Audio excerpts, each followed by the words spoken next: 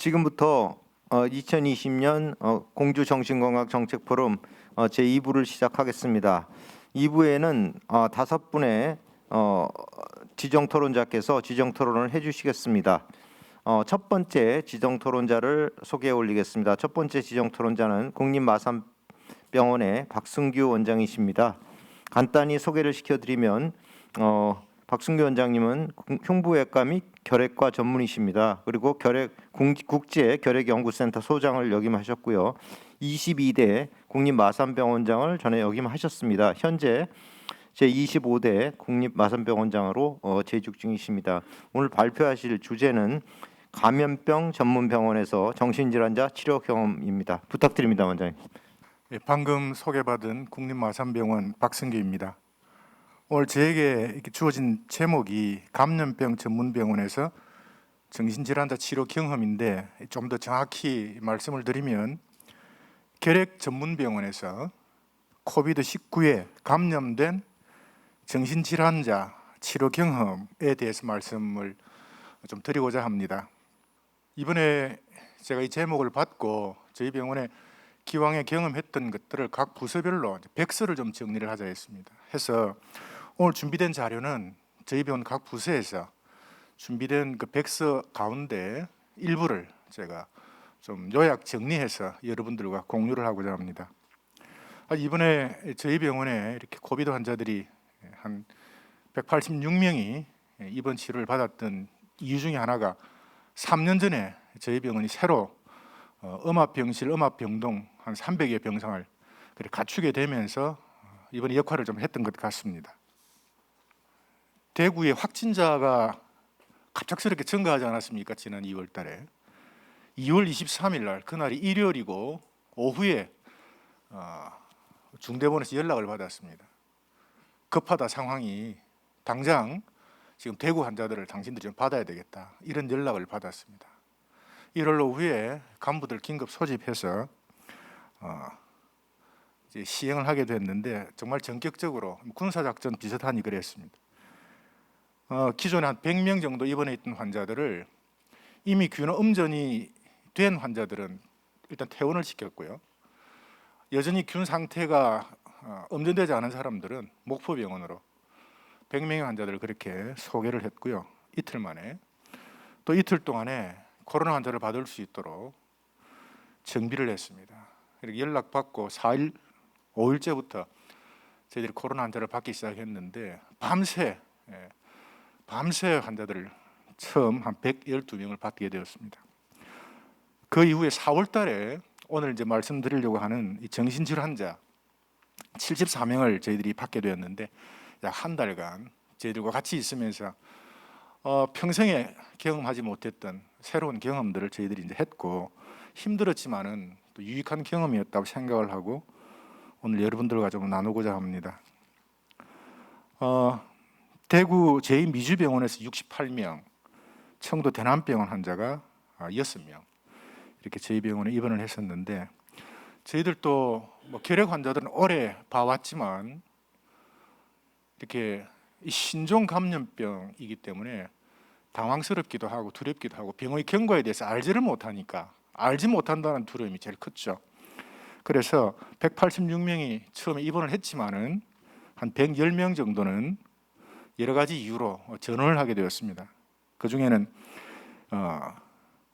초기에 신천지 환자 112명 입원 중 경과 관찰하다가 전원시킨 경우도 있고, 또 이 코로나 환자가 정세가 악화되려고 하니까 2, 3일 만에 엑스레이상 급격히 나빠지는 경과를 보이기도 했습니다.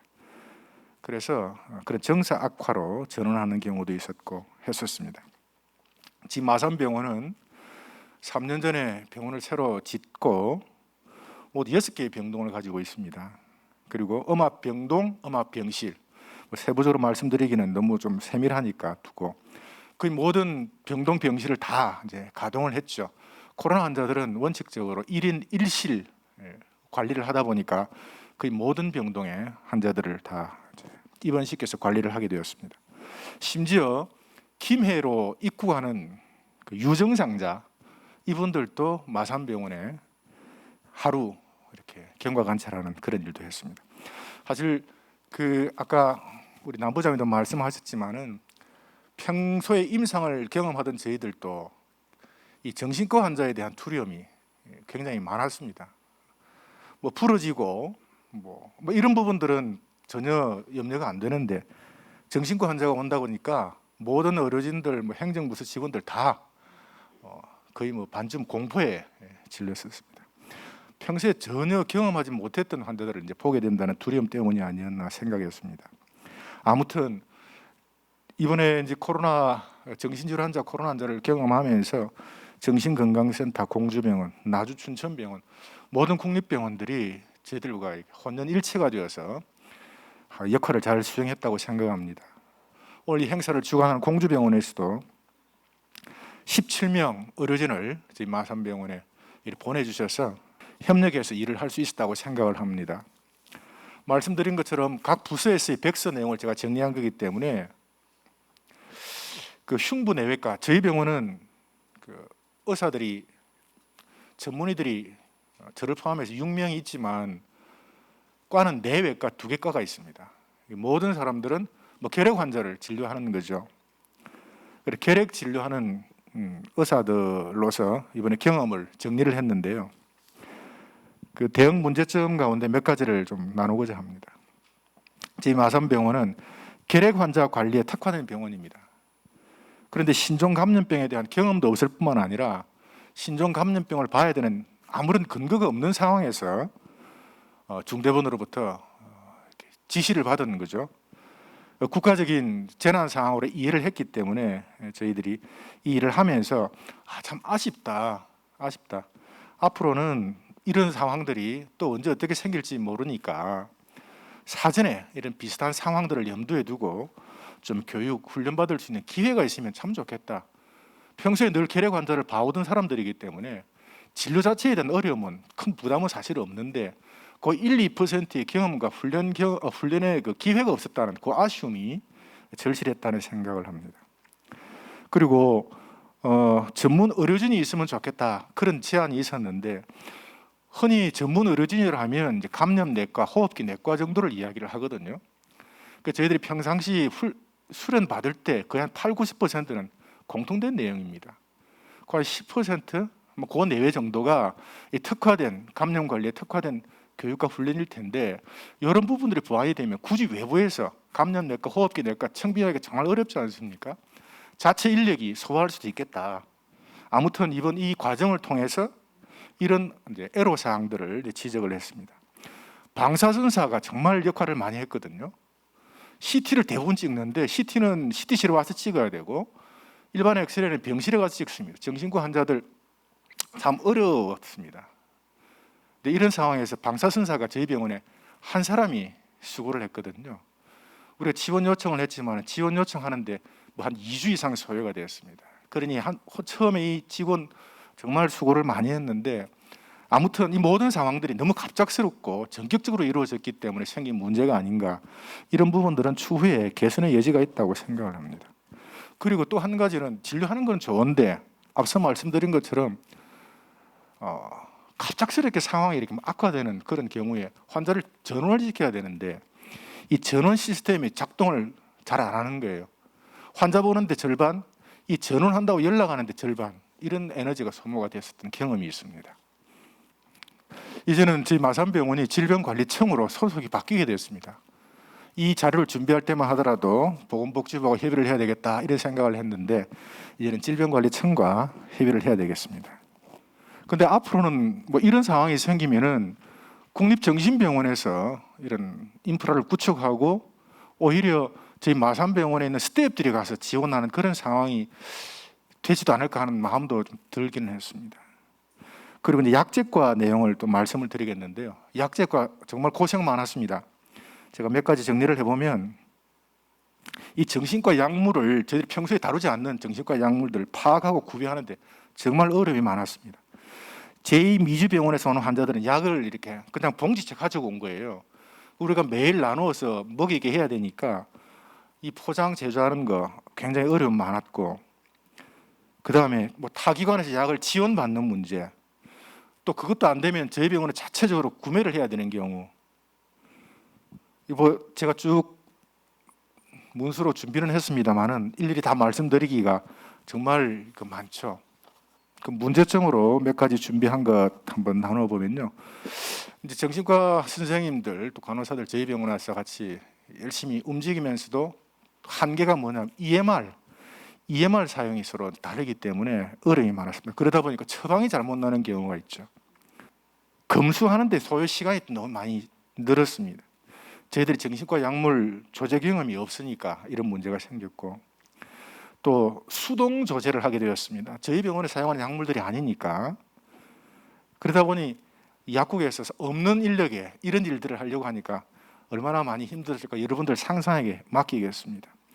의약품 공급하는 것도 저희들이 필요해서 공급업체에다가 요청을 하면 감염 우려 때문에 병원까지 배달 못하겠다는 겁니다. 저희 직원이 가서 그 약을 이제 가져오는 상황도 생겼고요. 이 정신과 약물 구비 범위, 수량 이런 거 예측이 안 되기 때문에 재고량 관리하는 거, 뭐 구매하는 과정, 이 모든 과정들이 어려움이 참 많았다는 걸 다시 한번 말씀을 드리고 싶고요. 그리고 이제 정신과 환자들이 다 전원 내지 퇴원하고 난 다음에 그 남은 약품 정리하는 것도 명확한 규정, 근거가 없으니까 또 힘든 거예요. 그 힘든 과정에 연속이었던 것인데 앞으로 이런 부분들은 제도나 또 규정을 갖추어서 효율적으로 대응하면 또 그런 여지가 있다는 생각을 또 했습니다. 아무튼 저희 약국에서 많은 일을 하는데 우리 나주병원에서 약사를 또 보내주셔가지고 아무튼 24시간 운영하면서 힘든 일들을 같이 잘 좀 이겨냈던 것 같습니다. 간호과에서도 몇 가지를 이야기를 했는데 평상시에 이제 힘들었던 부분들이 이번 이 코로나 환자 진료하는 과정에서 거의 더 부각이 되었던 것 같습니다. 많은 애로 사항들을 이야기를 했는데 제가 몇 가지만 좀 말씀을 드리면은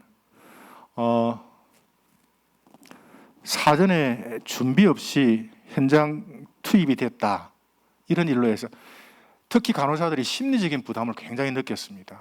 사실 이런 부분에 대해서도 그리고 외형적인 관리도 신경을 써야 되지만 이 심리적인 부담에 대한 거에 대해서도 배려가 있었어야 되는데 그래서 어떤 일이 생겼냐면 우리 간호사들이 퇴직한 사람도 있고요. 뭐 휴직 굉장히 많이 들어가더라. 휴직. 그러니까 남은 사람들이 일을 이제 그만큼 더 해야 되는 그런 경우가 생겼습니다. 그리고 시간이 지나면서 이 방호복을 입고 하루 몇 시간씩 몇 번을 출입하다 보니까 너무 지치는 거예요. 심리적으로도 지치고 육체적으로 지치고 이런 것들을 저희들이 이제 경험을 많이 했고 해서 간호사들이 앞으로도 이런 일들이 생기면 우리가 하는 것은 맞는데 거기에 대해서 사전에 준비 또 중간 관리 또 사후의 보상 이런 부분에 대해서 앞으로 좀 체계적으로 보완이 되면 좋겠다는 그런 이야기들이 많았고요. 특히 정신과 환자 진료할 때 CCTV 설치하는 거 정말 필요하다고 저희들도 현장에서 느꼈는데 이 제도적으로 안 된대요. 결핵병원에서는. 이것도 앞으로 결핵병원에서 정신과 환자를 진료하게 되는 경우에는 CCTV 설치할 수 있도록 CCTV를 설치하면 그에 따른 유익한 점이 많지 않습니까? 일단 환자와 어르신의 노출 시간을 줄일 수 있기 때문에 어르신 보호할 수 있는 것도 있고 또 더 자주 환자들을 또 모니터할 수 있는 유익한 점이 있는데 이게 이번에 제도적으로 허락이 안 된다 해서 저희들이 못했거든요. 그런 부분들은 앞으로 숙제라고 봅니다. 아무튼 우리 간호사들 입장에서도 평상시에 정신과 환자들을 좀 아까 우리 남 부장님 결핵병원에서 스태프들 훈련 말씀하셨는데 저희들도 마찬가지입니다. 어떤 상황이 주어질지 모르는데 정신과 병원에서 정신과 환자 관리하는 경험들을 평상시에 좀 여유가 있을 때 좀 그런 기회가 있으면 좋겠다. 의료진도 그렇고 행정부서도 마찬가지입니다. 행정부서도. 그래서 이런 것들이 이번 이 경험을 통해서 좀 보완이 되면서 하면 좋겠다 그런 생각을 했습니다. 또 한 가지만 더 말씀드리면 간호사들 수고한 점 중에 하나가 입원 병동 환경관리 담당자 이 쓰레기가 의료 폐기물이 우리 다 한 달치 의료 폐기물이 하루 만에 나오더라고요. 환자 수는 훨씬 적은데 의료 폐기물은 거의 뭐 한 달씩 하루 만에 나오니까 얼마나 엄청난 겁니까? 근데 이거를 제대로 뭐 환경 관리 담당자들이 있어가지고 해결해 주는 게 아니더라고요. 간호사들이 수고의 뭐 거의 한 80~90%를 하는 거예요. 폐기물을 또 바깥까지 끄집어내는 이 일들을. 감염관리실의 역할이 이번에 정말 저희들 평상시에 감염관리실은 뭘 하나 그랬는데 감염관리실이 정말 야전사령관으로 대단했습니다. 뭐 저도 감염관리실 우리 간호사가 이렇게 하세요 그러면 뭐 따를 수밖에 없었습니다. 굉장했습니다. 카리스마 있게 이번에 그 대응을 참 잘했는데요. 저희 병원이 이제 1월 19일 날 처음에 환자가 우리나라에 이제 왔는데 그때부터 이제 주의 단계 해서 뭐 안내문 부착하고 감염병 관련 소식 계속 모니터링했고, 그다음 경계 단계 1월 27일쯤이었는데 환자들 가족들 병문안 이런 거 다 이제 제한했습니다. 외출도 외박도 다 금지시켰고요. 사전 진료소도 운영을 했고, 결정적으로 이제 2월 23일 날 저희들이 감염병 전담병원 지정되면서 정말 상황이 급하게 진행이 되었었습니다. 이때 저희들은 경험이 없기 때문에 인근에 마산의료원이라고 있습니다. 마산의료원은 진작에 경남도에 유입된 코로나 환자들을 진료를 하고 있었기 때문에 마산의료원 원장님을 초빙해서 도대체 코로나가 뭐냐, 코로나 환자의 경과가 어떻게 되느냐, 이런 것들을 모든 직원들이 모인 자리에서 이야기도 듣고, 그때부터는 보호복, 착탈이 이런 훈련들을 아주 익숙해질 정도로 계속해서 반복해서 했습니다. 그 이후에 외부 병원 지원자들이 저희 병원에 왔을 때 이 교육 부분에 대해서 특히 확진자 노출될 때 어떻게 대처할 것인가, 이러한 부분에 대한 교육을 집중적으로 했던 기억이 있습니다. 또 한 가지 말씀드리고 싶은 것은 우리 행정 파트인데요. 중대본, 중수본하고 수시로 연락하는 거예요. 이게 보통 일이 아니다. 또 일일 상황 보고라 해서 이 아주 큰 일, 밖에서 보면 별로 일이 없는 것 같은데 이러한 일들도 있었다는 것을 또 나누고 싶습니다. 마지막 내용이 될 텐데요. 감염관리실에서 감염병 관리 전문의가 없다는 부분을 사실 여러 부서에서 이걸 이야기를 해줬는데요. 제가 생각할 때는 그렇습니다. 외부에서 감염내과, 호흡기내과 전문의를 초빙할 수 있으면 정말 마음이 편하고 좋겠지만 그리 안 될 상황들이 앞으로도 예견이 됩니다. 그러면 우리 마산병원 같은 경우는 기왕에 계력에 오랫동안 경험 갖춘 그런 전문의들을 조금만 더 이런 상황을 염두에 둔 교육과 훈련의 기회를 줄 수 있다고 하면 이런 응급 상황, 준전시 상황에서는 자체적으로 충분히 감당할 수 있겠다. 의사도 간호사도 행정부서 사람들도 이런 생각을 했었습니다. 아무튼 요약을 하자면 힘들었지만은 우리 국립병원의 역량들이 이번에 참 그 순발력이라는 게 대단하다는 생각을 했습니다.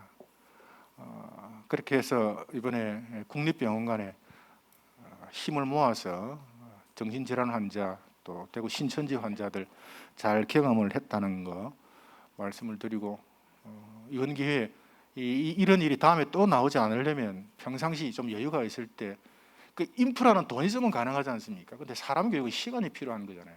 그래서 추후에는 우리 이런 것들을 염두에 둔다면은 평상시에 좀 인력 훈련시키고 교육시키는 이런 것들을 좀 더 체계적으로 하고, 또 이미 노출되었던 미비한 규정들 이런 것들 시간이 좀 있을 때 보완이 되면 좋겠다, 그런 생각을 하면서 제 준비한 내용의 말씀을 마치겠습니다. 예.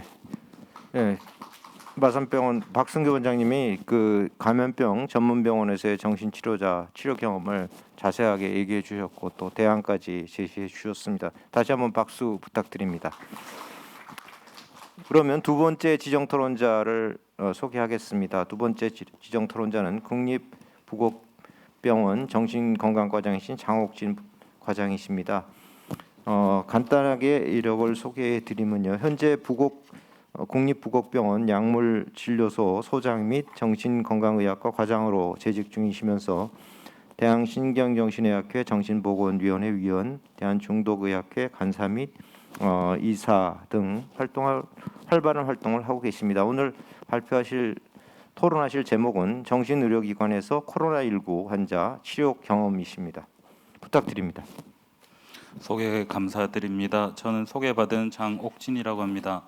그 이종국 원장님께서 그 요 관련된 주제로 발표를 이야기를 하시면서 제가 이종국 원장님께 원장님 어떤 내용으로 발표드리면 되나요?라고 여쭤보니까 장 선생 하고 싶은 말 많잖아. 예, 너무 이렇게 나이브하게 하진 말고 조금만 포장해서 하고 싶은 말 다 해라고 하셨습니다. 그리고 그 당시에 8월에 계획할 때는 보건복지부 관계자분들도 꽤 참석하실 예정이셨기 때문에 조금 이렇게 포장이 필요했었는데 오늘 보니까 그 홍정익 과장님 빼고는 보건복지부 본부에서는 안 오신 것 같고 홍정익 과장님도 제가 알기로는 오늘까지 본부에 근무하신 걸로 되어 있어서 조금 더 솔직하게 말씀드릴 수 있을 것 같습니다. 그 제가 뭐 이게 저 개인적으로는 굉장히 좋은 경험이었다고 생각을 하지만 개인적으로는 그 여러 가지 국가 재난에 관련해서 그 참여를 할 수 있었고 그 제일 처음이 세월호 참사 때 제가 그 진도 때에 방문을 했던 뭐 그런 내용들이었는데 2014년 4월 16일이 그 세월호 참사가 일어난 날이었는데 그 아무도 모르시겠지만 전날이 제 공중보건이 제대 날이었습니다. 그래서 아침에 이제 짐 빼려고 출근하는데 뭐 그 배가 넘어갔다라는 말이 있고 그래서 병원에서 짐 챙기고 보니까 이게 배가 다시 이렇게 뭐 많이 이렇게 빠진 건 아니고 바로 섰다라는 말을 들었다가 그 제대하면서 이렇게 그 제대한 기념으로 친구들을 만나면서 이야기를 할 때 그게 굉장히 큰일이다라고 하는 그런 이야기를 들었는데 큰일인 거는 모든 사람들이 느낄 정도로 분명했지만 중요한 거는 저게 제 일이 될 줄은 몰랐었던 거죠. 그 4월 16일이 수요일이었는데 그 다음 주 월요일 날 제가 그 저희 병원으로 첫 출근을 했는데 가다 보니까 관련된 심리 지원들을 위해서 5월 달부터 진도로 국립병원들이 파견되기 시작을 하였고 아마 저게 우리나라에서 그 국립병원에서 공공 지원을 했던 최초 아니면 거기에 대한 필요성을 이야기가 했던 제일 처음에 일이 아니었는가 생각을 하고 이후에 경주 지진이나 포항 지진을 거쳤는데 경주 지진과 포항 지진에서의 경험의 차이는 경주 지진이 났을 때 저희 병원에서 일주일 만에 보건복지부에서 파견이 됐거든요. 근데 포항 지진이 났을 때 그 다음 날 제가 포항에 일단 턴바이대로에 방문을 했었습니다. 그래서 그 긴 시간 동안 공공병원에서 관련된 다양한 일들에 대해서 적극적으로 개입해야 된다라고 하는 그런 그 개념들이 발전했다는 것이 제가 경험한 그 재난에 관련된 아니면 그 사회적인 현상에 관련된 공공기관에서의 역할들이 계속 확대되고 있다라는 그런 생각들을 하고요. 그리고 다들 아시겠지만 2020년 1월 31일에 우한에 있는 그 교민들을 저희 나라로 이송하는 그래서 그분들을 필요한 시설에서 그 격리 수용하는 그런 일들이 있었는데 이전의 일들과 비교를 하면 너무나 적극적이고 선제적인 대응이 아니었나. 그래서 길다면 길고 짧다면 짧은 시간 동안 공공의료의 역할들이 지속적으로 확대된 그런 경험들을 개인적으로 했었고요. 제일 처음에 있었던 마운오션 리조트 붕괴 사고도 제가 경험을 했었는데 말씀드린 대로 저거 사건은 제가 공중보건의 때였거든요. 그래서 관련된 교수님이 전화가 와가지고 마운오션 리조트와 관련된 일들에 대해서 조금 도와줄 수 있겠냐라는 질문을 받았고 그거 알겠습니다라고 말씀드린 다음에 제가 여쭤봤어요. 교수님 근데 왜 저한테 전화하셨어요?라고 제가 여쭤보니까 정말 이게 답답해하시면서 네가 제일 한가하다라고 이야기를 하시더라고. 제가 공중보건의 때였으니까. 그래서 이후에 그 관련된 그 보고서를 제가 본 적이 있는데 마운오션 리조트 붕괴 사고 때 특징적으로 국가에서 개입한 게 아니고 지역의 민간에 소속된 전문가가 개입한 사고가 아니었나 그런 이야기를 했었고 그리고 거기에 대한 단점도 있지만 지역에 민간 전문가가 참여하다 보니까 제가 저거 이렇게 거의 한 1년에 나갔었거든요. 그래서 연속성 상에 있어서는 훨씬 더 장점이 아니었나 이렇게 분석한 그런 리포트를 본 적이 있는데 그래서 아무도 개입하지 않던 그 마운오션 리조트 붕괴 사고와 비교를 해서 그 시간 동안 너무나 적극적이고 선제적인 대응을 하는 그런 시스템들이 발전되지 않나 그렇게 생각을 했습니다. 그리고 관련된 그런 사건들에 있어서 그 조금 이렇게 나이브한 이야기인데, 그 진천에서 제가 경험한 거는 굉장히 적극적이고 선제적인 대응임에도 불구하고, 솔직히 제가 느끼기에는 물론 이렇게 그 조금 스케줄이 꼬인 거는 있었거든요. 이렇게 아산에서 먼저 입소가 되고 그 다음에 진천에 입소를 하기로 했었는데, 중국에서의 그 비행기 출항들이 그 지연이 되면서 같은 날 이렇게 오신 것도 있었지만, 그래서 그 아산 쪽에는 그 서울 국립센터에서 정신건강센터에서 이렇게 담당을 하시고, 전 진천으로 갔었는데 굉장히 우왕좌왕하는 그런 느낌이었거든요. 이미 언제쯤에 그분들이 방문한다라고 하는 계획들이 있었는데, 관련돼서 그분들을 입소시키는 동선이나 아니면 필요한 그 조치들, 아니면 감염 예방을 위한 조치들이 전혀 없다라는 그런 생각들이 있었고, 그러면서 제가 느끼는 건, 여기 만약에 굳이 이렇게 감염내과 전문의가 아니 그 자리를 방문하지 않더라도 이미 뭐 시설들이 대충 정해진 상태에서 도움만 가지고도 그분들을 입소시킬 수 있는 절차들을 충분히 시뮬레이션 할 수 있지 않았을까, 그런 생각들을 했었고, 그 당시에 그 관련된 그 입소의 과정들을 정리할 사람이 그 자리에 의사가 저밖에 없었는데, 뭐 비극적으로 그 정신과에 서 있던 거죠. 저 역시도 굉장히 익숙하지 않았던 그런 상황들을 정리를 하면서 그 굉장히 우왕좌왕하는 그런 느낌들이 있어서, 거기에 대한 조금 이렇게 체계적인 매뉴얼들을 조금 더 개발해야 되지 않나, 뭐 그런 생각들이 들었습니다. 그리고 청도 대남병원에 문제가 생기면서 물론 이렇게 그 관련해서 많은 분들, 특히 남윤영 부장님을 포함한 많은 분들이 많은 고생들을 하셨는데, 그 당시에 저는 아직도 평가를 하기를 청도 대남병원에 관련된 조치들은 굉장히 적절했었고, 그리고 굉장히 다양한 분들께서 그 공통적으로 노력하시면서 그 문제를 굉장히 잘 해결했다라고 생각을 하고, 많은 그 저널에서도 청도 대남과 관련된 그런 집단 감염 문제를 굉장히 성공적으로 대처한 케이스로서 이렇게 평가를 하고 있는 것으로 알고 있는데요. 그러면서 한 가지 이렇게 제가 그 관련해서 두 가지 제가 좀 속상한 일이 있었는데, 이유 어떻게 됐든 누구에 대한 비난은 아닌데, 저희 병원의 환자들이 어느 날 한순간에 그 3개 그 국립병원으로 순간적으로 이동되는 그런 일들이 있었습니다. 그래서 그날 모르겠습니다. 되게 속상하더라고요. 그래서 어쩔 수 없는 상황이고, 이렇게 그 조치들은 적절했었는데, 그냥 개인적으로 그런 상황들이 너무나 속상했었고, 그래서 그날 밤에 제가 계속 술을 마시고 있었습니다. 동네에 제일 좋아하는 정신과에서 계속 술을 마시고 있었습니다. 그러면서 보건복지부 욕을 되게 하고 있었습니다. 예. 그런데 더 천천병력 같은 그런 연락이 왔는데, 남윤 부장님께서 청도 대남이 조금 심상치 않은 것 같다. 그래서 그 다음 날 그 청도 대남 환자들이 오시는 것들을 조금 보류시킨 채, 제가 그 청도 대남에서 상황들을 확인하고 뭐 그랬던 기억이 나는데, 적절했지만 속상했습니다. 거기에 대한 뭐 생각들은 조금 있게 해보는 게 좋지 않겠나 싶고, 한 가지 더는 그 관련된 일을 하면서 여러 병원의 원장님이나 남윤영 부장님, 그리고 개인적으로 굉장히 고마웠던 분이 그 서울 정신건강센터에 환자들을 그 양성자들을 치료하고 음전이 되면 저희 병원으로 보내주신 선생님이 정진윤 선생님이라고 계셨는데, 상황들 다 알지 않습니까? 박승규 위원장님도 마찬가지고, 저희들끼리는 의료인으로서 아니면 그런 컨센서스가 충분히 있었고, 서로 협력하고자 하는 그 마음들이 충분히 있었기 때문에 서로 따독거리면서 그렇게 진행을 했었던 것 같은데, 가장 속상했던 일이, 저희 병원에 청도 대남병원에서 그 이송이 왔었던 밀접 접촉자, 그분들과 딸려왔던 문제가 됐던 그 간병인이 있었지 않습니까?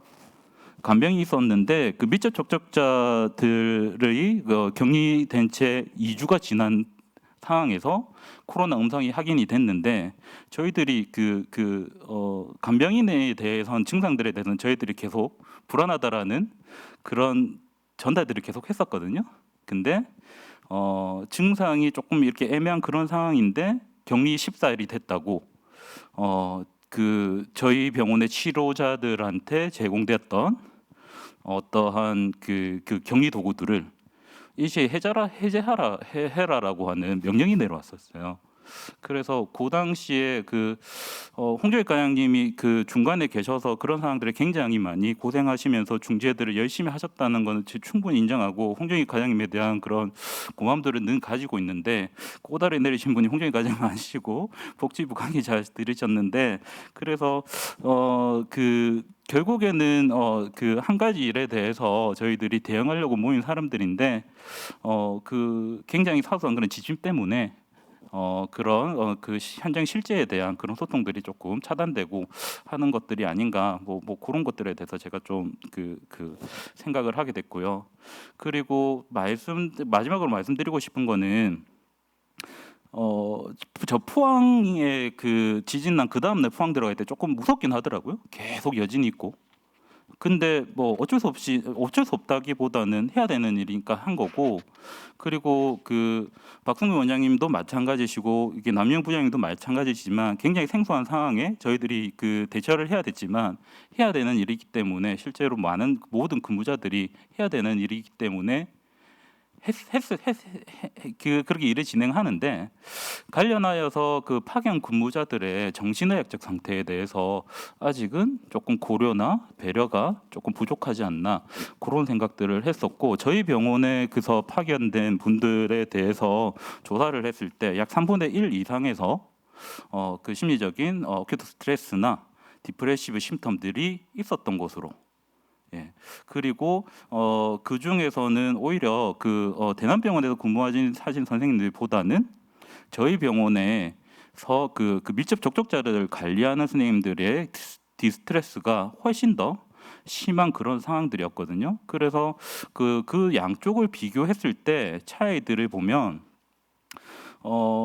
그 청도 대남에 파견되셨던 선생님들이 훨씬 더 업무에 대해서 그 상황에 대해서 받아들이는 비율들이 굉장히 컸었고 그리고 그 위험에 대해서 본인들이 어쩔 수 없이 위험에 노출됐다는 것들을 확인하신 다음에 그렇기 때문에 본인들이 믿을 수 있는 거는 지침을 더 따를 수밖에 없었고 그러면서 그 옆에 계시는 선생님들 아니면 그 내과 선생님들한테 그런 어드바이스들을 계속 그 청취를 할 수 있어서 그런 것들에 대한 대비들을 더 철저히 했다. 뭐 이야기를 하시더라고요. 그리고 한 가지 더는 청도 대남에 파견되신 선생님들이 생활을 가족들과 좀 분리된 채로 숙소 생활을 하시다 보니까 가족에 대한 전파에 대한 그런 불안들이 조금 없어서 훨씬 더 그 어떤 우울증이나 아니면 우울 증상이나 디스트레스가 덜했던 것으로 그렇게 생각이 되고 그 다음에 그런 내용들을 찾아보니까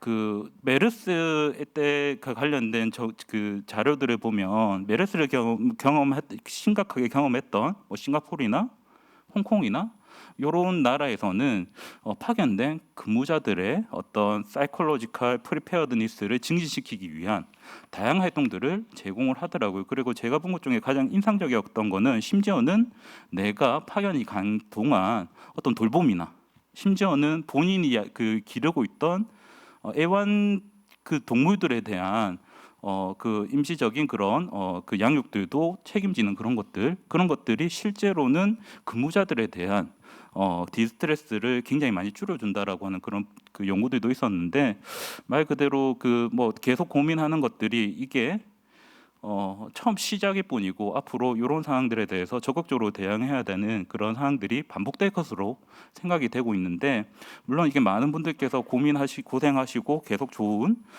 대책들을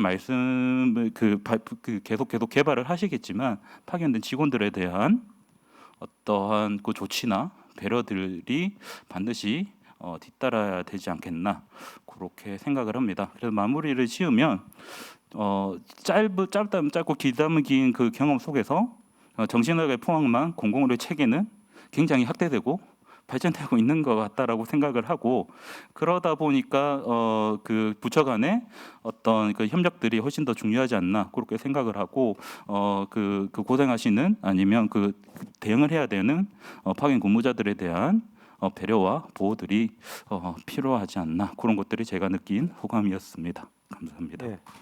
장학진 과장님 감사합니다. 코로나19 정신질환자 환자 실제 치료하시면서 어려웠던 일과 또 우리 파견됐던 의료진을 충분하게 배려해야 된다는 그런 제언까지 해주셨습니다. 세 번째 지정 토론자를 소개하겠습니다. 세 번째 지정 토론자는 국립공주병원 의료부장이신 이재정 부장이십니다. 간단히 소개해 올리면 2013년부터 국립공주병원 소아청소년 정신건강과장으로 활동하면서 아동 청소년 정신건강센터 및 대전 충청 세종 지역 정신건강 전문가 학교 방문 지원 사업을 수행했고 현재는 의료부장으로 재직 중이십니다. 오늘 토론할 내용은 코로나19와 국립정신병원의 역할입니다. 부탁드립니다. 네, 소개받은 이재정입니다. 이제 지금 보니까요, 그 남민영 부장님이나 우리 장옥진 과장님께서 너무 고생을 많이 하셨구나. 저희는 그 다음에 이제 그 과정을 겪어서 좀 약간 마음의 준비나 여러 가지 시설 준비나 이런 걸 조금 더 할 수 있었구나 하는 생각을 해서 감사드린다는 말씀을 드리고요.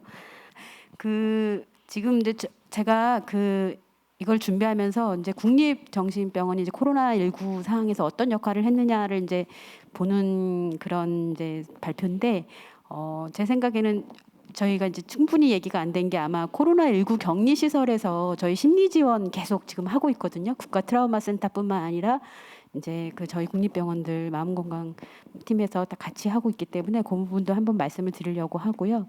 그다음에 이제 저희 아까 말씀드린 대로 대남병원일 때는 저희는 이제 후방 역할을 했습니다. 그래서 마음의 부담은 없고 걱정만 하고 있었던 상황인데요. 이제 3월 27일 이제 한 달 정도 경과한 다음에 이제 제2미주병원에서 환자가 발생하면서 이제 코로나 양성의 경증 환자들이 갈 데가 지금 별로 없는 거예요. 이제 국립정신건강센터가 이제 꽉 찼고, 그래서 국립공주병원에서 그 역할을 해야 되지 않겠냐, 그 얘기를 저희 금요일 날 저희도 들었습니다. 그래서 이제 올 것이 왔구나.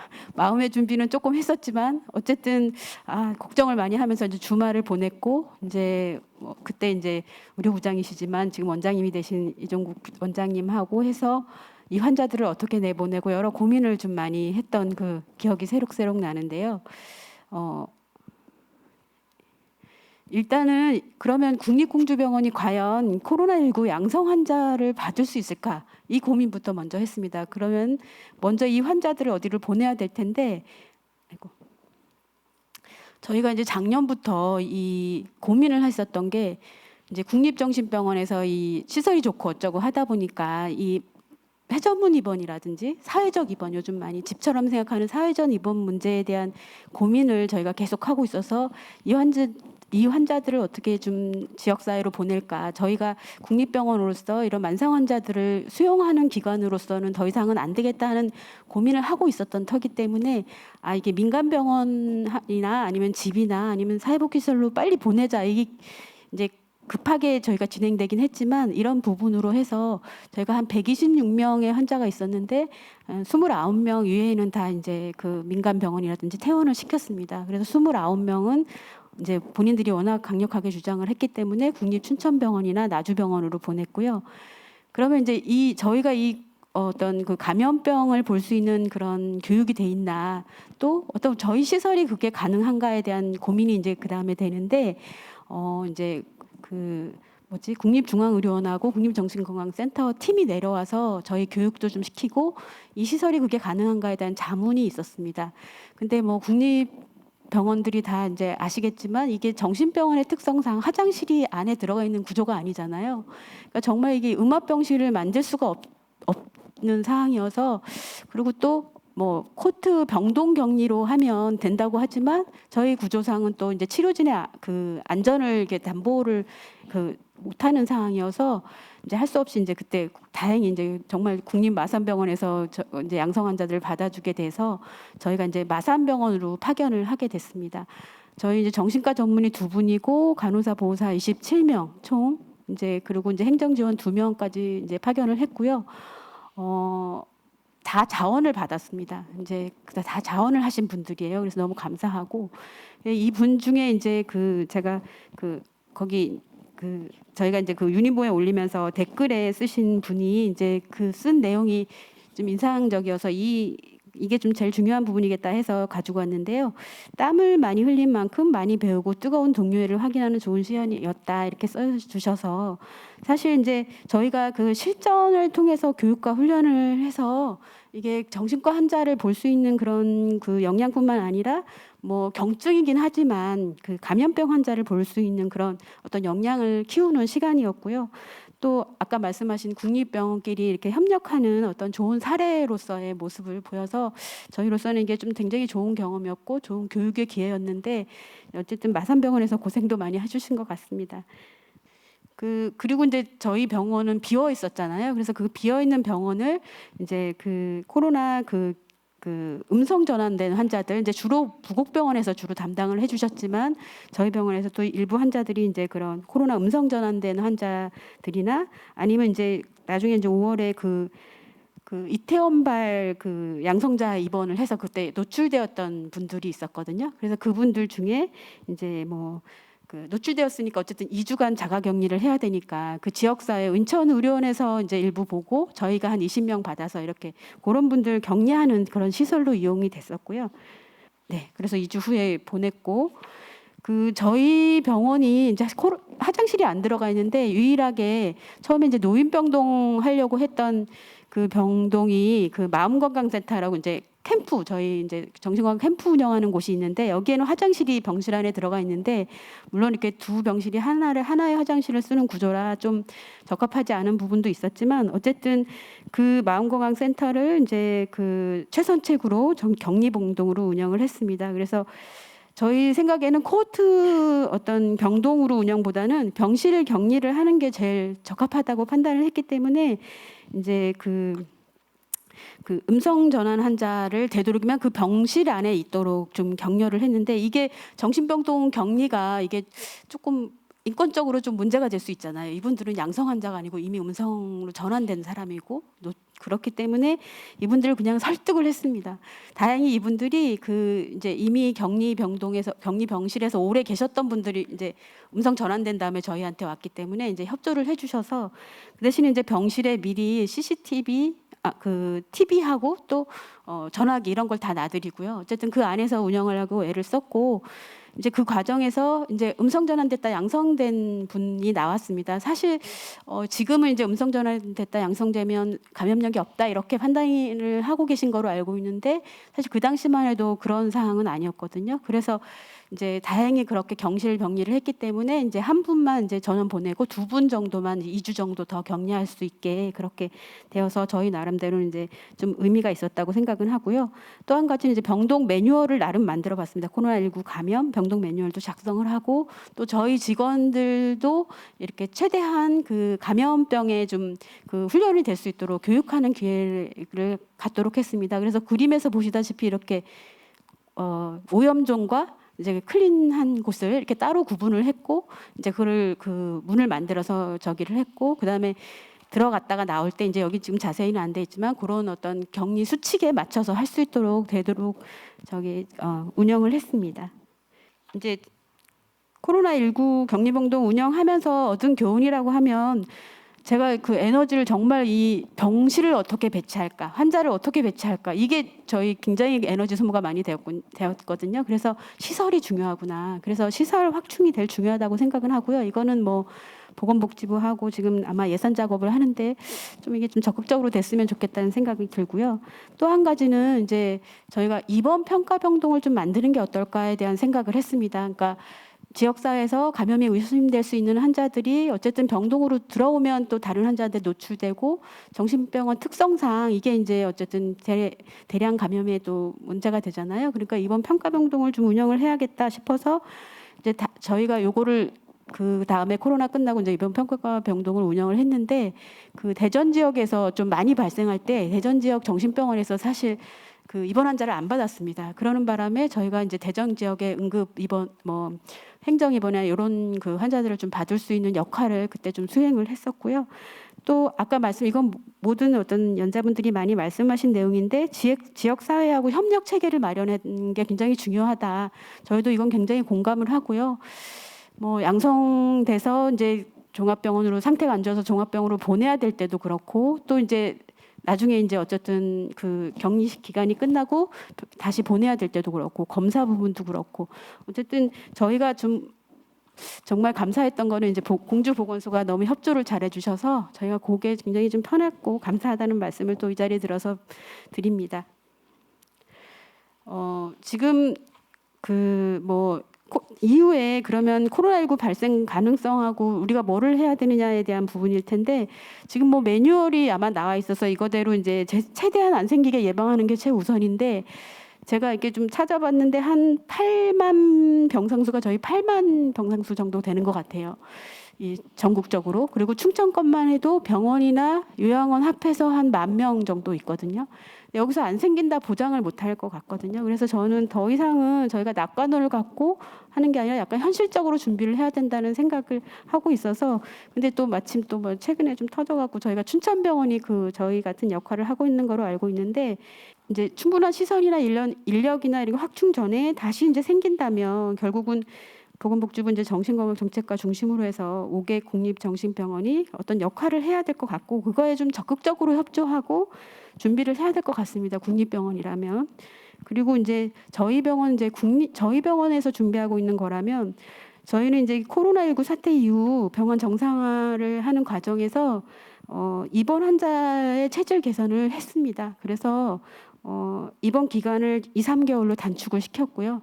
그 뭐 길어도 4, 6개월. 어쨌든 2, 3개월로 단축을 시켰고 그다음에 해전문 입원이나 사회적 입원은 아예 금지를 시켰고요. 그래서 어쨌든 이 급성기 환자들이 적극적으로 사회 복귀를 하고 어떤 정한된 민간병원으로 갈 수 있도록 약간 급성기 환자 병원으로 조금 운영을 해보려고 지금 이제 계획을 하고 있고 지금 하고 있는 상황인데 입원 환자가 한 반으로 줄었으니까 뭐 편할 것 같다고 생각하시겠지만 이제 정신병원의 특성상 급성기 환자가 더 손이 많이 가거든요. 그래서 사실 업무 로딩은 더 많고요.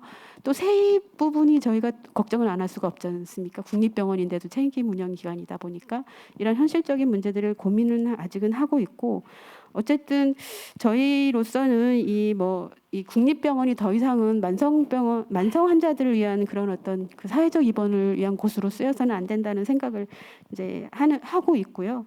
그다음에 이제 코로나19 상황에서는 아까 말씀드린 입원 평가 병동을 운영을 해서 이제 어쨌든 지역 사회에서 직접 받기 어렵다면 저희가 이제 그런 평가 병동에서 그 어떤 일정 기간 그 격리되고 이제 어느 정도 안전하다고 했을 때 이렇게 보낼 수 있도록 그렇게 이제 준비를 하고 있고 이거는 이제 제가 진짜 현실적으로 그 이제 그 단기간에 걸쳐 생각한 거는 이제 지역사회에 너무 많아져서 이렇게 그 민간 병원들이 더 이상 입원 환자를 못 받는다 이러면 저희 국립병원들이 이런 입원 평가 병동을 운영을 해서 한 2주나 뭐 한 달 요 정도만 입원시키고 민간 병원으로 보내고 저희는 계속 그렇게 받고 약간 그렇게라도 해서 이 어떤 그 의료 공백을 막아야 되지 않을까 하는 현실적인 생각들을 좀 해봤었고요.